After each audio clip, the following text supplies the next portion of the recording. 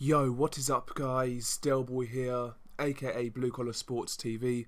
Hopefully you guys are doing well. So Jermell Charlo gets revenge on Tony Harrison.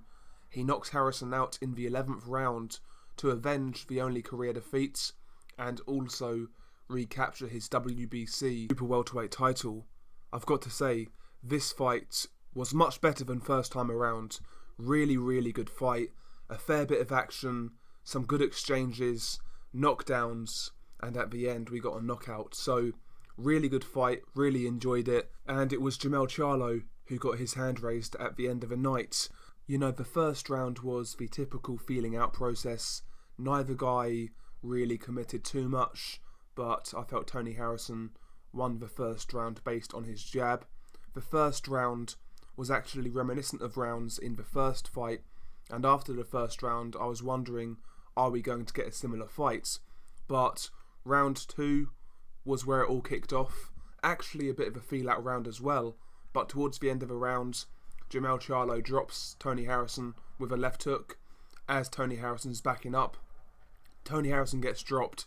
Wasn't badly hurt, but kind of knocked off balance, but a legitimate knockdown nonetheless. And after round 2, you know, this fight had a fair bit of action. Tony Harrison flipping the script, not boxing. He was coming forwards behind a nice tight guard and meeting fire with fire. He was catching a lot of Charlo's shots on the gloves, and he was coming back with his own work. Tony Harrison landed some really good body shots in this fight, up close, and some good right hands over the top. And ultimately I felt he was landing the more eye-catching shots after round 2. I felt basically round 3 to round 6 was all Tony Harrison. I felt he pretty clearly won those rounds, to be honest, just because he was blocking a lot of what Charlo was doing and he was coming back with cleaner work. So after 6 rounds, Tony Harrison was taking control. Rounds 7 and 8 were a lot closer.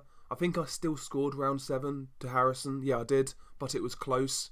And round 8 I scored to Charlo.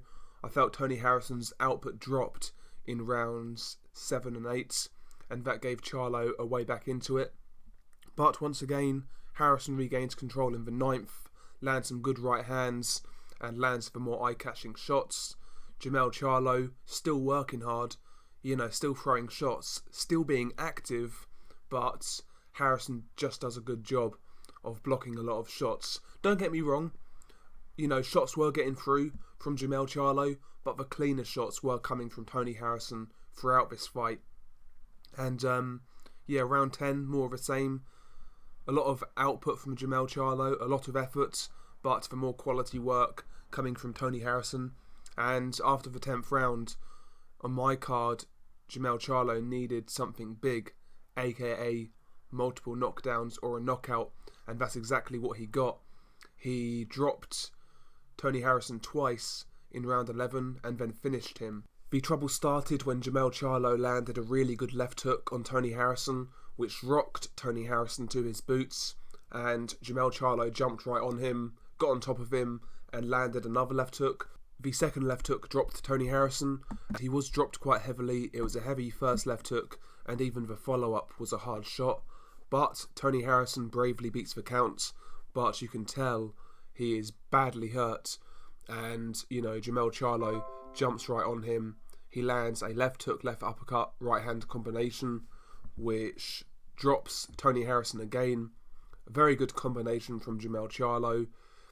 But once again, Harrison beats the count, but on rubbery legs. He's badly hurt. Jermell Charlo jumps in for the finish, lands a combination against the ropes, and the referee jumps in and waves the fight off. Now, I've seen a few people say the stoppage was premature, and yes, I've seen fights go on for worse, but at the same time, I don't think it was the worst stoppage in the world. Tony Harrison was dropped twice really heavily in round 11, and the second knockdown in particular, I think a lot of referees would have stopped the fight then and there. You know, Tony Harrison's head was moving around like a pinball kind of thing. So, I don't think it was a terrible stoppage, I really don't.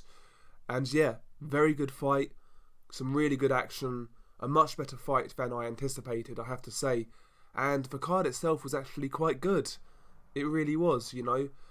F.A. Jagba in a good fight, very good main events, and the US Olympian prospect, Balderas, he got beat in a really good fight, so the card itself was quite good.